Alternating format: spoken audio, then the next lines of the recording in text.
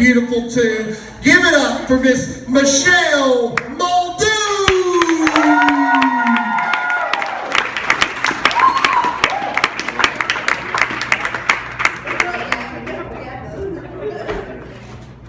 Hey guys, thanks a lot to James Victor Cherry, whose name sounds like the UN phonetic alphabet, for inviting me on this. And I brought the poster up here because I just want to tell you.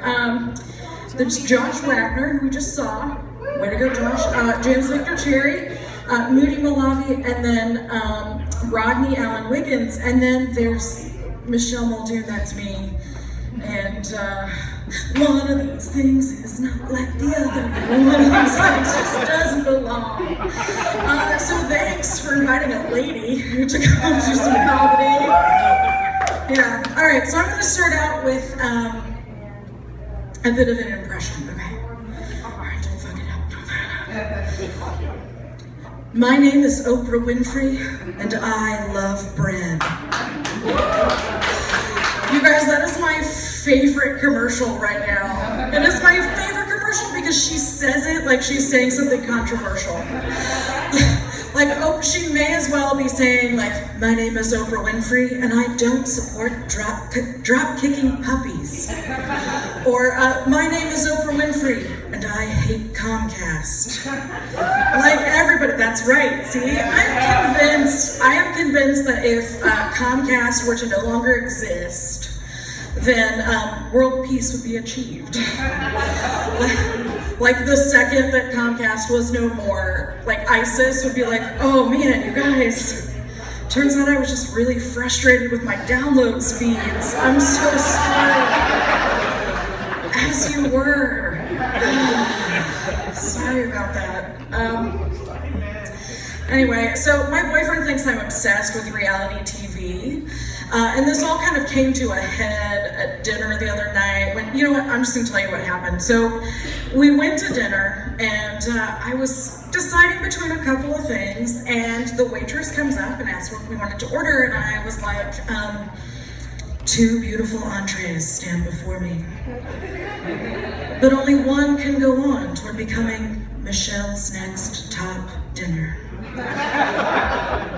First, there's you, medium rare steak and baked potato. Perfectly cooked, deliciously spiced, delicious and wonderful, but the judges are worried. Will you be too heavy? And then there's you, grilled chicken, Caesar salad, homemade dressing, the greens that I look for in a meal, that garlic balsamic marinade that puts a tangy twist on a classic favorite. But we're worried. Will you be enough? The winner of Michelle's next top dinner will be announced right after this. And then the waitress was like, so I'll just come back then? And I was like, yeah, you'd better just come back. And then my boyfriend was like, you were kind of a bitch to the waitress. And I was like, I'm not here to make friends. So then I went to the host stand to do my mid-meal interview. And I was like, I can't believe how dinner is going. This is an outrage. My boyfriend's not being very nice to me, and that waitress is a prostitution whore. And then I overturned the host stand. And then I went back to my table, and then the manager tried to vote me out of the restaurant, and I was like, you can't do that, I have immunity this week. So needless to say, I stopped watching reality TV immediately, because that is not okay. So even after all of that though, still got a man friend, yeah. And I gotta tell you, I'm super excited that I don't have to date anymore. Like, and I'm being totally serious. If this doesn't work out, like if he decides not to marry me, then that's it. It's a life of spinsterdom. That's it. I'm done. That's right. It's you or a lifetime of loneliness. And I'm not joking. There are amazing things about being in a long-term relationship. There's like, of course, the stuff like you get the joy of waking up every morning next to your best friend. Oh. Totally. Farting with abandon. That's pretty cool. Netflix and chill. means like sitting on the couch and watching Netflix and not whatever nonsense the kids are doing these days. Whoa, dude, I'm just trying to watch some Orange is the New Black. You know, I'm not sure which part of that particularly brutal shivving scene make you think it was time to whip it out, but read the room. I'm like, oh God, put it away. You know, and my favorite thing though about being in a long-term relationship is being able to go out on like a Friday or Saturday night and not be genuinely concerned I'm gonna get murdered. It's okay to laugh, that's fine. Because seriously, like ladies, you probably know this, dudes are kind of scary sometimes. You know, we never know which guy's gonna take you on like an all expenses paid involuntary one-way trip to his basement. You know, I'm looking at you, Mr. He was quiet, kept to himself. That's right. I've seen enough Law and Order Special Victims Unit to know that one, they look like everyone else, and two, they're fucking everywhere. So because of this, we as women are kind of always on the attack, right? Because every time you go on a first date, it's like, come on down, you're the next contestant on Wheel of Rape. You know, you get ready for your date, you're like, I'm looking pretty good, but am I looking like protagonist of a Lifetime movie good? Like, which one of these mascaras is gonna look the best if I end up having to punch my way out of some dude's trunk later? I think I'm gonna stick with the waterproof. Should I wear my going on a hot date shoes or my running from a predator shoes? Like, these ones are super cute but might get me killed, so you know what? I'll just bring the running from a predator shoes, right? Just stick them in your bag. And men, if you've ever wondered why women's purses are so fucking big, it's because we have to have an arsenal with us when we leave the house.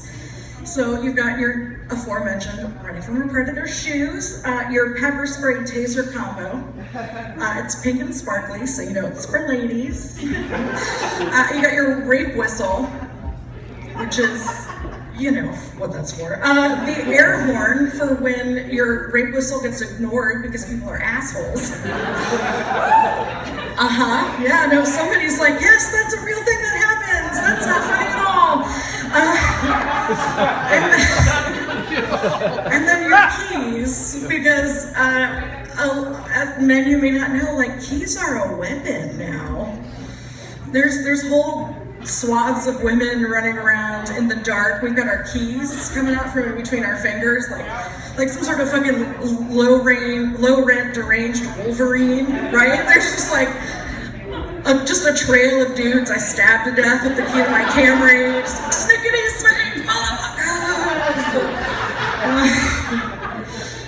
Okay, so anyway, you've got your arsenal. You've got your waterproof mascara, you've got your escape shoes if you need them. So the last thing you do, ladies, before you go on your date is you call your friend and you're like, girl, I'm going on this date, I'm so excited. He's so cute.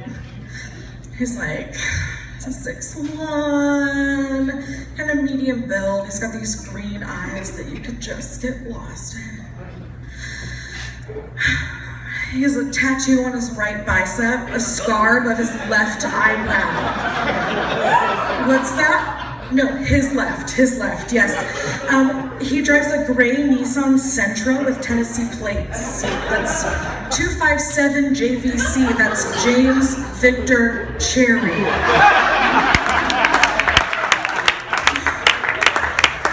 Are you writing this down? You know what? I'm just gonna text it to you. Listen, we're going to dinner and then to drinks maybe. I'm gonna text you the name and address of both places. And listen, Lisa, if you don't hear from me by 10:30, call Detective Olivia Benson and turn on the TV. So I'm gonna be on Law and Order. Thank you very much. Michelle Muldoons.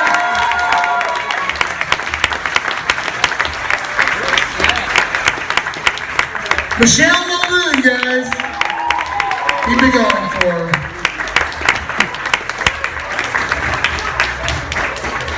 Oh, I didn't know how to date later. That makes me feel better about my night.